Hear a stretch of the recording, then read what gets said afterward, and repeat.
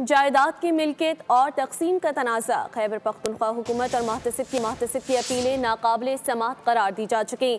Supreme court ने अपीलों को खारिज कर दिया। तहरीरी फैसला भी जारी कर दिया गया। फैसले में क्या कहा गया है, जुल्करनैन इकबाल से जान लेते हैं। जुल्करनैन इकबाल, आगाह कीजिएगा। देखिए, प्रॉपर्टी डिस्प्यूट था जिसपे जो खैबर पख्तूनख्वा के मुतसिब हैं उनकी जानिब से और केपी हुकूमत की जानिब से अपीलें सुप्रीम कोर्ट ऑफ पाकिस्तान में की गई थी, जिसको सुप्रीम कोर्ट ने यह कह के खारिज कर दिया कि जब दूसरे फरीक को इतराज़ नहीं है तो केपी के हुकूमत को और वफाकी मुतसिब क्यों अपील में आए हैं, उनकी अपील किसी भी सूरत काबिल समाअत नहीं है।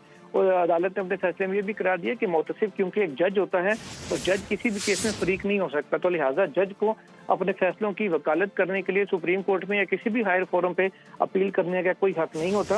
अदालत ने कहा कि वफाकी मुतसिब एक नीम अदालती इदारा है, वो किसी भी सूरत में अपने खिलाफ होने वाले फैसले से मुतासिर नहीं हो सकता। मुंसिफ की हैसियत से उसको वफाकी मुतसिब को हमेशा से गैर जानबदार रहना चाहिए। और केपी के हुकूमत के वाले से भी अदालत ने कहा कि वो इस जायदाद की नवारिस थी, ना इसको ज़ाती तौर पर हुकूमत को इस फैसले से कोई नुकसान पहुंचा, लिहाजा उनकी अपील भी किसी भी सूरत में काबिल समाअत करार नहीं दी जा सकती। जस्टिस मुसरत हिलाली की सरबराही में ये बेंच था जिसने ये तहरीरी फैसला 8 सफ़हात पर मुश्तमिल जारी किया है। जी, तफसीलात से आपने आगाह किया, बहुत शुक्रिया जुल्करनैन।